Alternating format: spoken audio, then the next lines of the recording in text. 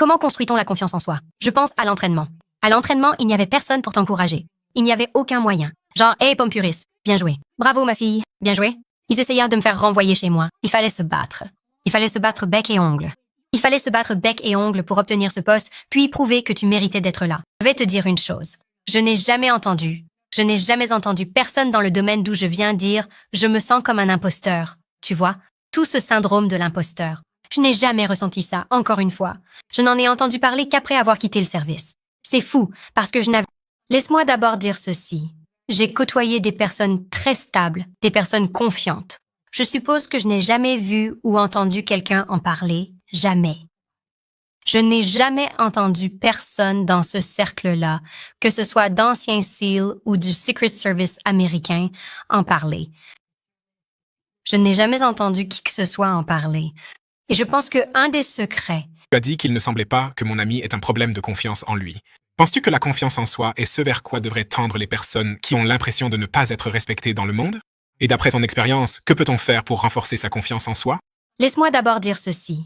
J'ai côtoyé des personnes très stables, des personnes confiantes. Je suppose que je n'ai jamais vu ou entendu quelqu'un en parler, jamais.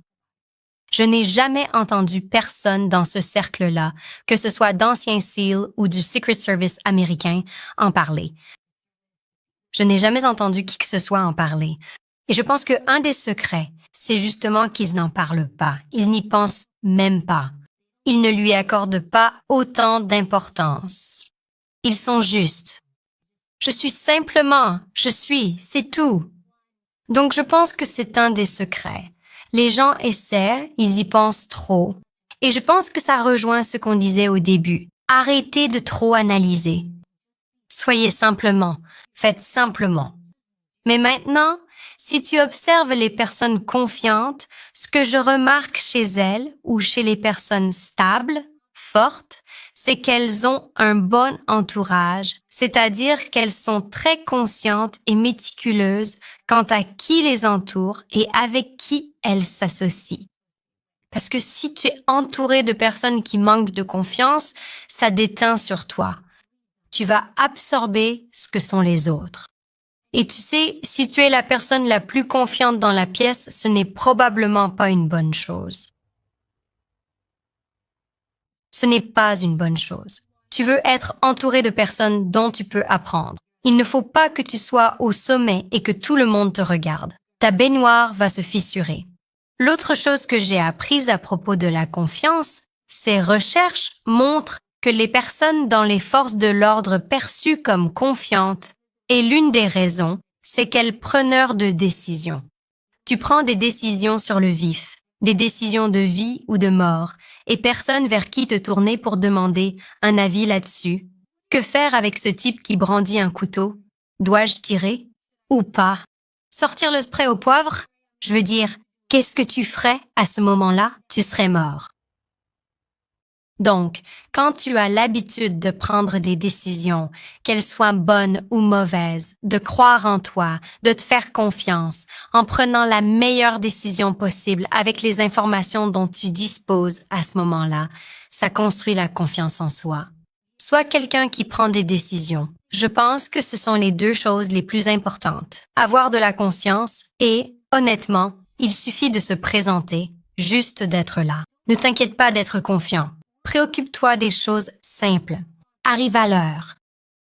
Je lisais une étude sur la confiance en soi et la mentalité de victime. C'était une étude réalisée par YouGov en 2025 aux États-Unis, et elle disait que les femmes s'évaluaient beaucoup plus haut en termes de fiabilité, d'honnêteté et d'empathie, mais que les hommes s'évaluaient plus haut en conscience de soi, sens de l'humour et confiance en soi. Et l'écart entre la confiance en soi déclarée par les hommes et les femmes était assez significatif. Environ 50% des hommes se considèrent comme confiants, alors qu'il n'y a qu'environ 35% des femmes qui se considèrent comme confiantes. Je vais te dire une chose. Je n'ai jamais entendu personne dans le domaine d'où je viens dire « je me sens comme un imposteur ». Tu vois, tout ce syndrome de l'imposteur. Je n'ai jamais ressenti ça, encore une fois. Je n'en ai entendu parler qu'après avoir quitté le service.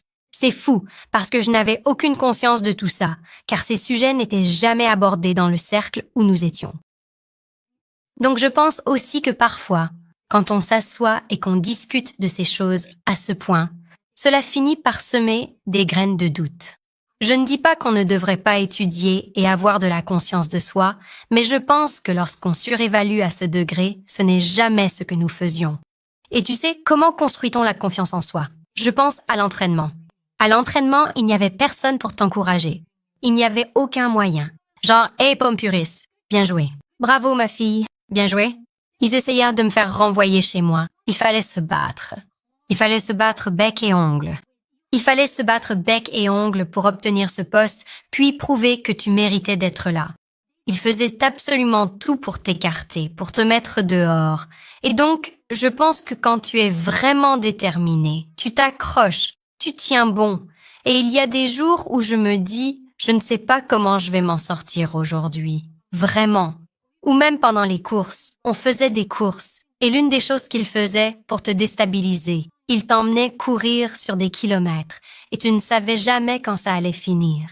C'est le pire. Au moins, si tu sais, hey, on va courir d'ici à là-bas. Ça va être 2 miles, 3 miles, 5 miles, 10 miles, peu importe. Dis-moi à quoi je dois m'attendre. Mais ils ne te le disaient pas. Donc tu commençais à courir et puis tu atteignais un point et tu pensais, en tout cas moi je pensais, je me disais, oh mon Dieu, comment je vais faire ça? Et tu sais ce que je faisais? J'y allais et je me disais, atteins cet arbre. Il était à 1,50 m devant moi. J'ai atteint l'arbre. Atteins cette boîte aux lettres. J'ai atteint la boîte aux lettres. Atteins juste l'arbre suivant. Et c'est comme ça qu'on fait. Ce qui est juste devant moi. Mais si tu regardes toute l'image en te demandant comment je vais faire tout ça, c'est tellement accablant et c'est juste tellement difficile à supporter, vraiment. Ça va complètement tuer ta confiance en toi, absolument.